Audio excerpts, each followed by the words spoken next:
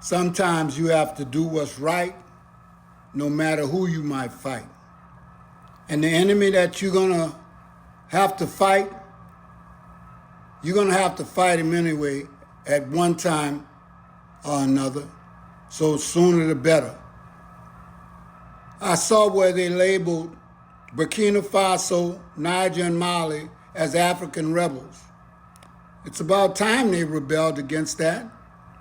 Don't you think people enslaving you, taking your resources and bringing it to their country and charging you actually interest on loans that they gave you for your own resources?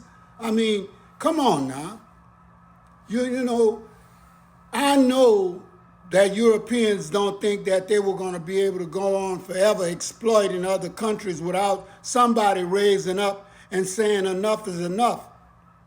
When you gain free access to people's resources and you keep them in a position of, actually you keep them in a position where they remain poor, almost homeless, always having to rely on you to feed them. And this is one of the reasons why it has lasted so long. And the minute that somebody decides to put an end to it, you want to call them a rebel. When you should have been correcting the true rebels. Confederate rebels, they rebelled against the United States and their own government over the issue of slavery because they wanted to continue with free labor and living the good life. Now, although they lost the war, they did not lose the fight and they didn't lose the dollars because they continued with slavery, and maybe not in the same fashion. They used slavery and prisoners went hand in hand. They have a provision in the Constitution that tells people that you can use prisoners as free labor, okay? And so therefore slavery never ended. But it didn't end also outside of prisons because the plantations, okay, still existed, and they could not actually extinguish all of slavery because sometimes the government turned a blind eye to slavery. They turned a blind eye of what happened in the Deep South. You understand that.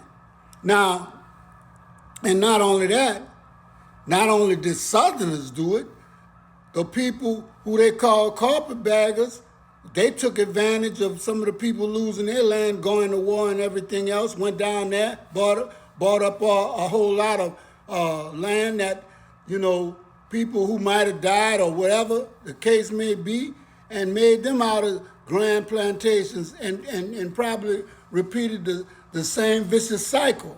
But no matter what, even if it was not the case, slavery exists.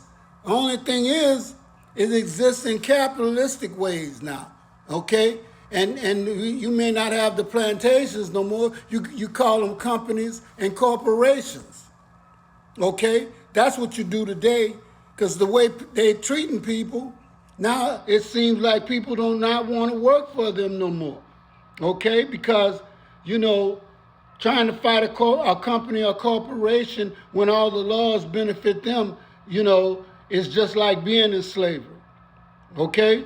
And so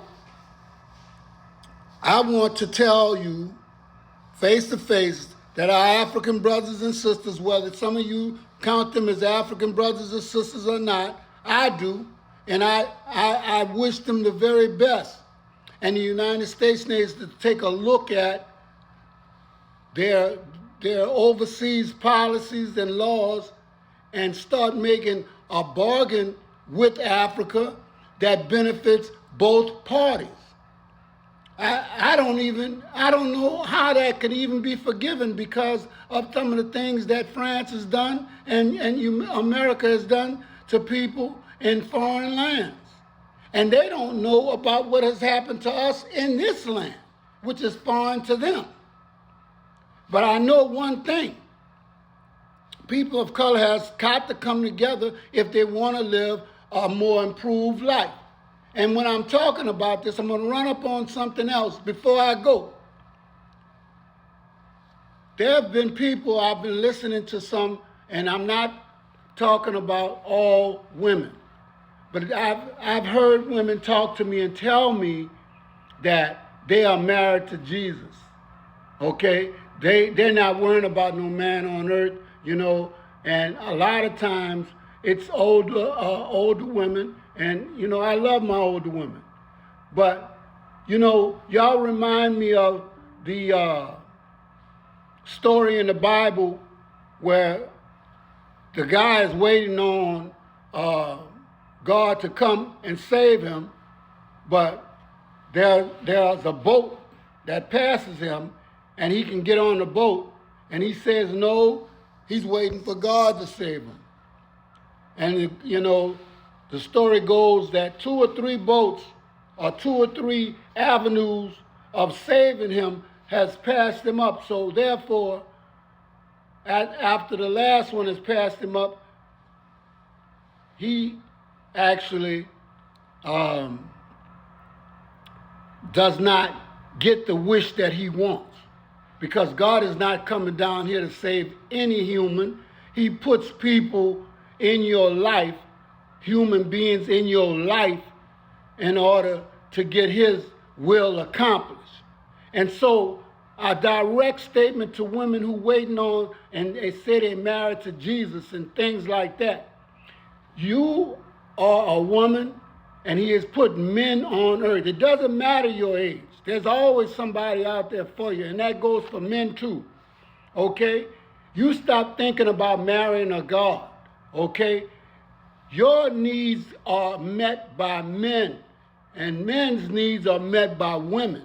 And a lot of times, even just the way that we think and organize different things, you'll know that somebody's missing in your life. And it's not God. God is in you, okay? We have beautiful women out there. The problem is, everybody thinks that men and women don't have particular roles to play in life. So why do you think he made you children bearers? Why do you think he gave you the tools and the intuition that he gave you? And why did he create man the way that he is? Okay? So that this cycle of life could keep going on and on. Not in this particular way, because I don't think that he saw human beings treating human beings this way. But when it comes down to men and women relationships, it doesn't take too much sense to think about you have to play your role and a man has to play his role. You are not a floor mat for no man, and a man is not a floor mat for you.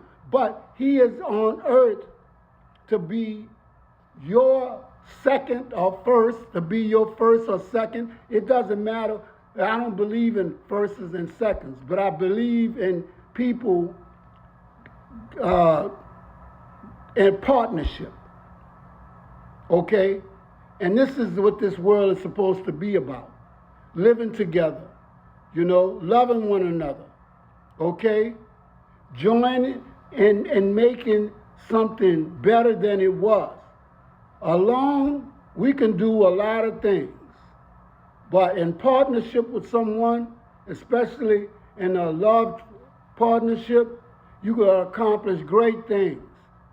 And that is how this system is set up. Men and women's relationships. Now, I don't discount that there are other types of relationships, but that's the only one that I know of. And that's the only one that I know produces offspring so that this world can live in a cycle of life.